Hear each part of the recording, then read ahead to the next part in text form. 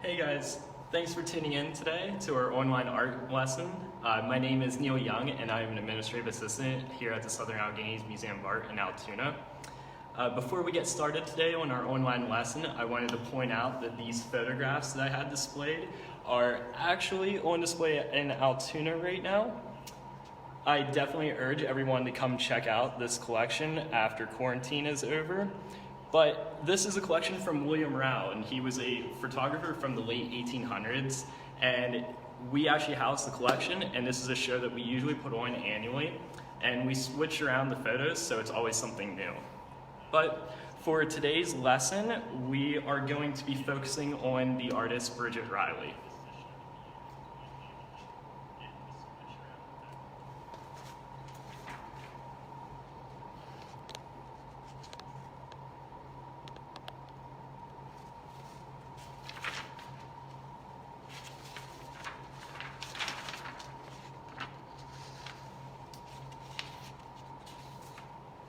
So, for anyone who might not know, this is Bridget Riley. Today's lesson is going to be focusing on the importance of lines and shapes within our drawings. Bridget Riley was born in Northwood, South London in 1931. She started drawing early on. She was famous for the quote, "Before I start to draw, I start to look." I think that was very important for her style as well, and sort of sums up her genre of art. After graduating high school, she continued to study at the Royal College of Art, and she didn't even think of herself as an artist at all. She just enjoyed drawing. During the 1960s, she started to display work at galleries under the genre of op art. Op art stands for optical art. Optical art is basically a technique that uses simple lines and shapes to create a two-dimensional drawing that appears to move or almost vibrate when you look at it long enough. This style of art influenced the culture around her, and before she knew it, even fashion designers were sort of copying her prints and designs and putting on dresses and pants and things like that. To give you an idea what her artwork looks like, here is one of my personal favorites of hers. As you can see, it's a very simple piece that just has a bunch of random colors that are placed in different shapes throughout the piece. But when you stand really close to it, it almost looks like it's a moving image because of the choice of colors that she has.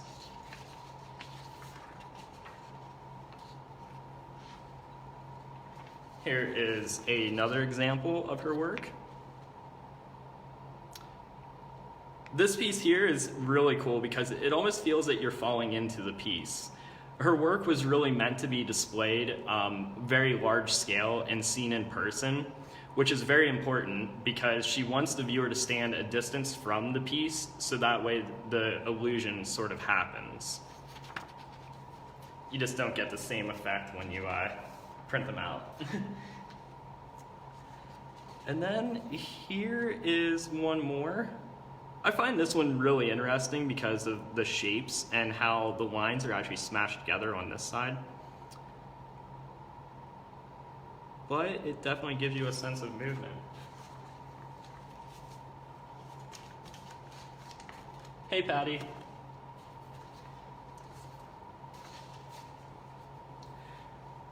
So for today's lesson, let's draw a picture that's inspired by Bridget Riley.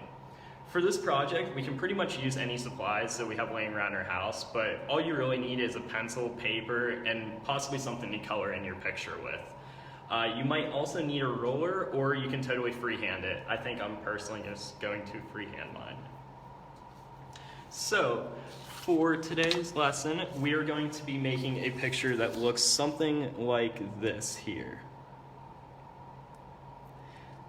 So, it's really simple whenever we break it down. We basically just have one shape, which we're going to be using a heart for this one. And let's get started.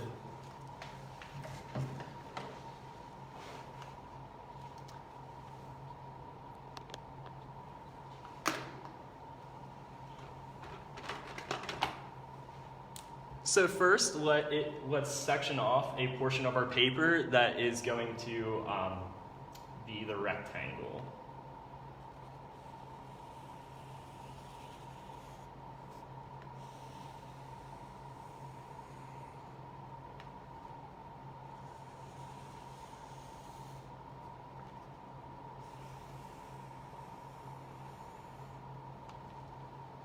Okay, guys, so let's just draw a rectangle to begin.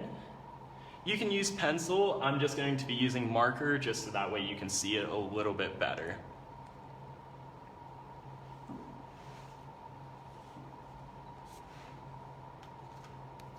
So next, we are going to want to draw our heart in the very middle of this piece.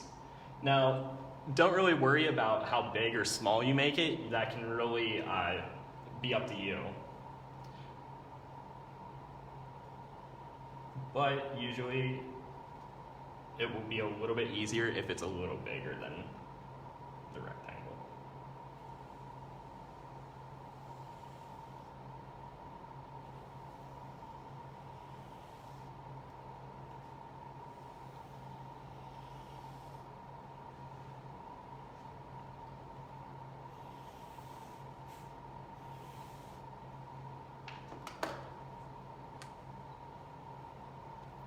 And when we're happy with the outline,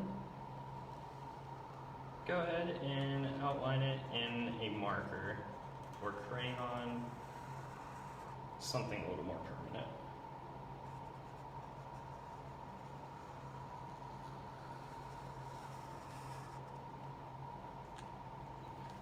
So at this point, we're going to have something that looks like this, everyone.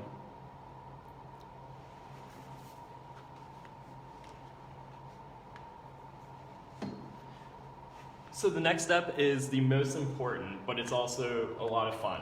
We're going to begin by actually just drawing horizontal lines that go from the left to the right across, but make sure not to draw anything within inside the heart. So just as many lines, you can make them as thin or as thick as you would like. So let's get started on that.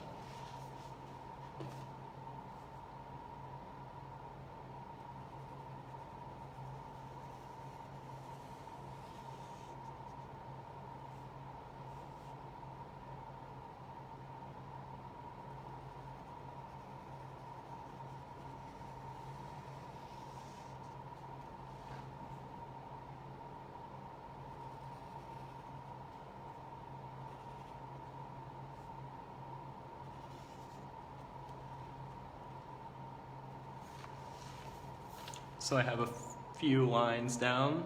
As you can see, I am not going inside the heart, but just on the outside of the heart.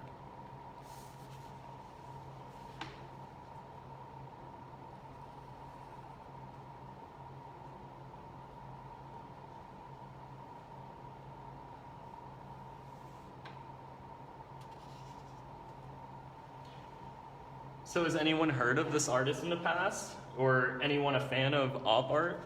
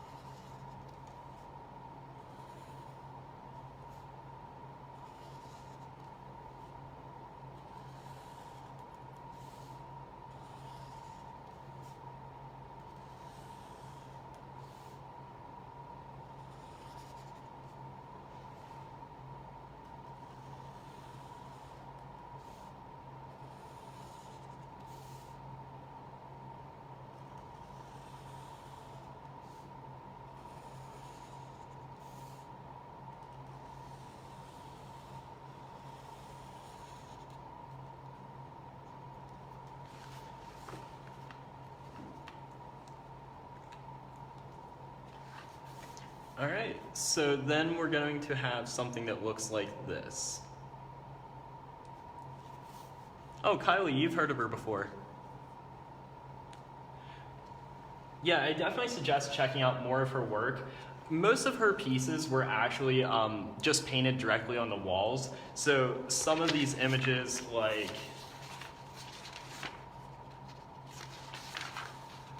this one, I believe this one was painted on a canvas, but most of her work was actually painted directly on a wall. So when you see her work at a gallery or a museum, it is temporary. It's eventually going to be painted over, which is beautiful in a way.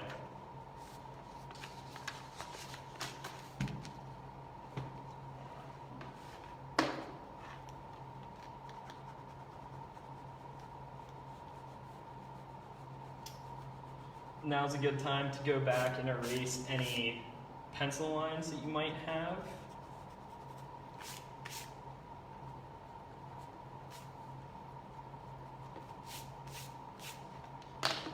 All right. Hey, Sam. So, okay, the next step is going to be a little complex. So as we can see, every single one of these lines that goes up to the corner of the heart, we're actually going to make almost a rainbow shape, an arc, that connects both sides together. So, depending on how many lines that you created, is going to depend on how many you have to do within the heart, if that makes sense. So I will begin by just showing you guys so you get an idea.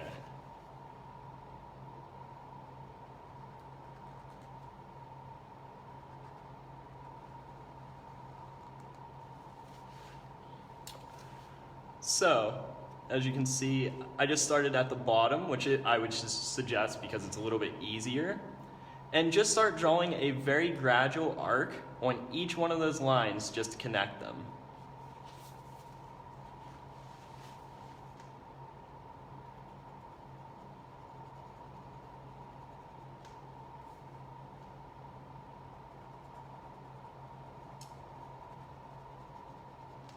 This step is so important because this is sort of when the picture begins to pop.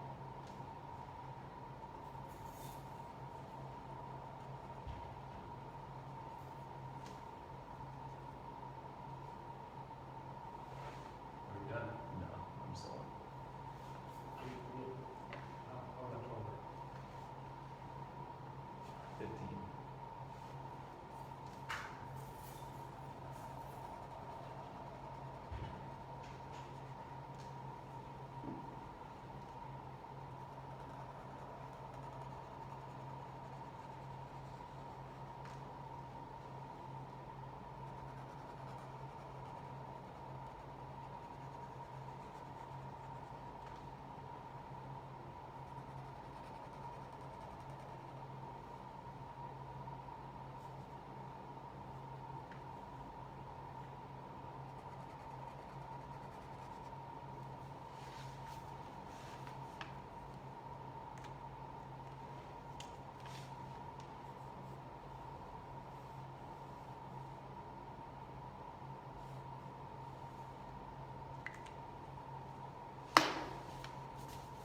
All right, guys, so then we're going to have something that looks like this. Now, as you can see, it sort of gives the heart a little bit of depth, so it almost looks like it's gonna come off the page, but right now it's still black and white, so it's pretty limited. So let's add some color to this. Now, for this, we're really going to wanna choose two colors, so we're gonna alternate from like one color to the next, every other line. And before you know it, this piece will look like it's popping off the page. So I think I'm going to use a marker for this.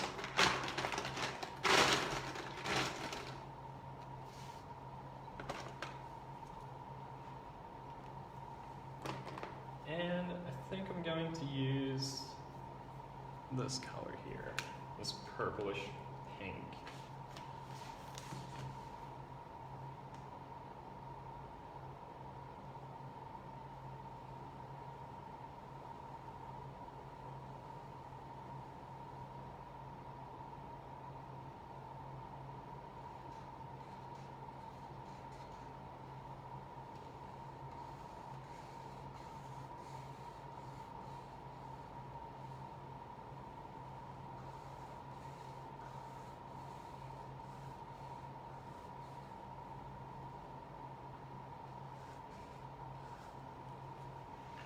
What colors are you guys using for your drawing? And are you using markers, crayons? What art material?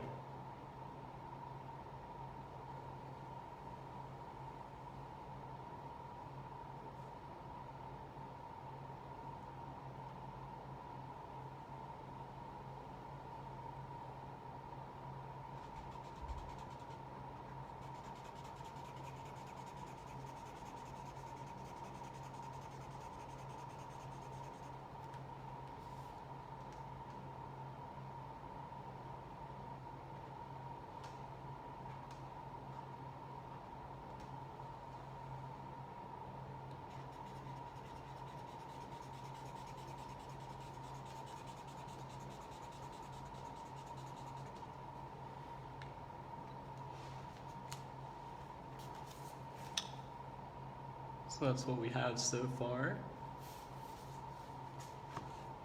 Just remember to skip every other line.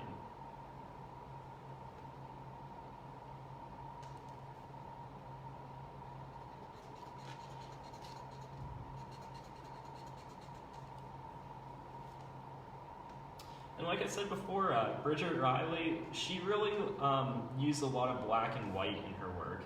So a lot of her artwork might have never even been colored in. So if you happen to have gotten to the outline and you're pleased with it, feel free to go in with just a black marker and color in every other line.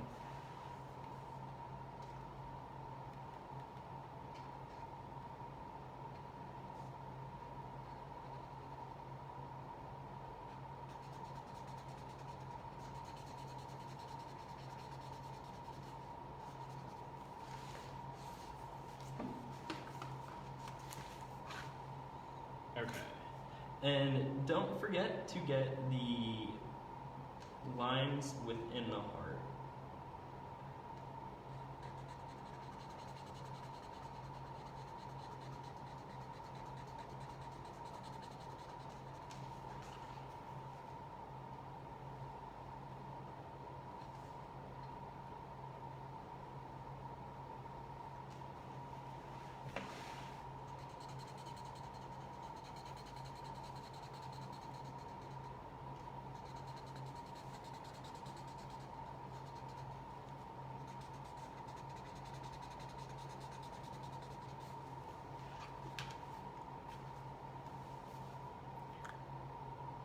The more color you add, the more it's gonna begin to pop.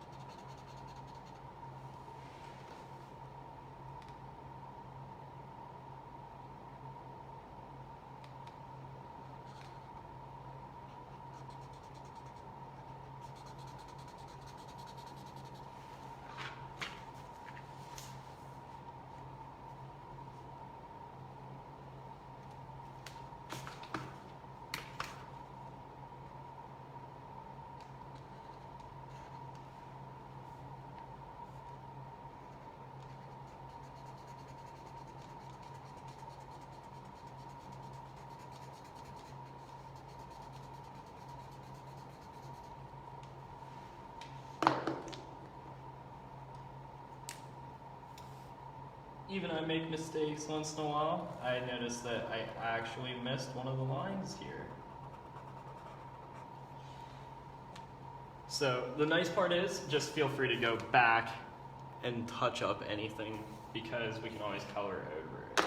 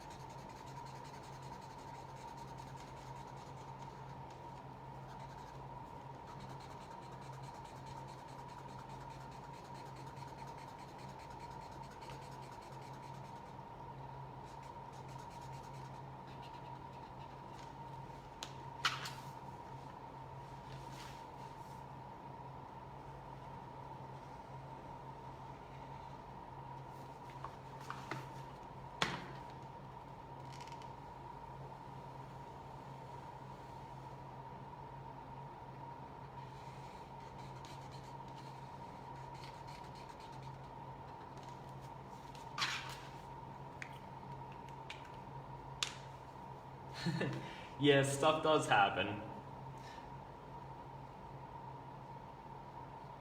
Yeah, these are actually Crayola markers. I have like some little tiny ones and then some of the traditional fat ones. They're one of my personal favorite because it just makes me feel like a kid again. All right, guys. So once we have the first color laid down, you're going to have something that looks like this. Now, things do happen, so we have a couple imperfections here, but we could always go back in and touch those up, make thicker, bold, black outlines to cover them, or there's many ways we can fix it. But I'm pretty content with it right now. I think I'm just going to go in and add a little more black around the outline now.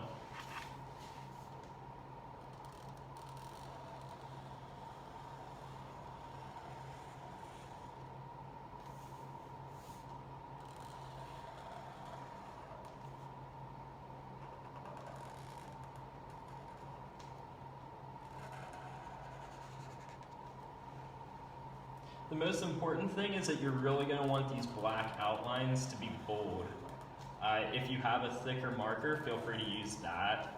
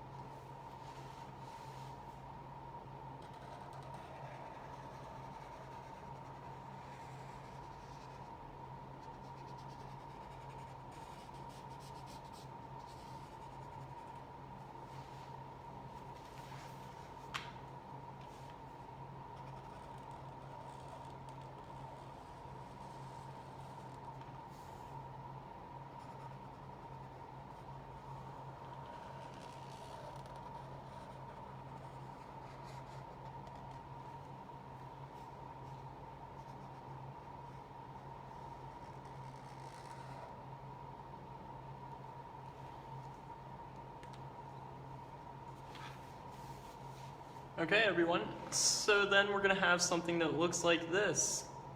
Oh, hey, Connie.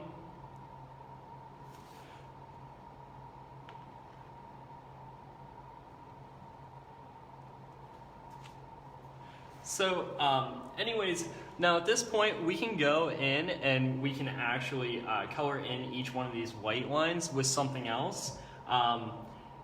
It's really up to you. I personally really like how bold the white is and how much it makes it pop a little bit more. Due to choosing a color that's sort of in the middle, I feel like unless I add a really light color, it might not have the same vibrating effect. So be cautious with your color choice, but I'd be very excited to see what you guys create. Like I always say, feel free to post them in our comments or also on our Facebook page. Oh, thank you, Patty.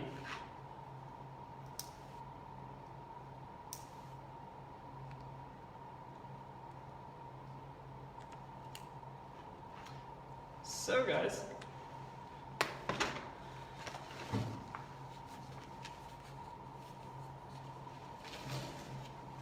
I can't wait to see what you guys have created and exactly what colors. And I really hope that you guys were exposed to the op art movement of the 60s, and hopefully this is new to some of you. But I definitely urge you to check out more of Bridget Riley's art because she is a fantastic artist and one of my personal favorites. But tune in on next Tuesday, actually, and Kylie will be teaching another art lesson. and I will see you next Thursday. Thank you very much, guys.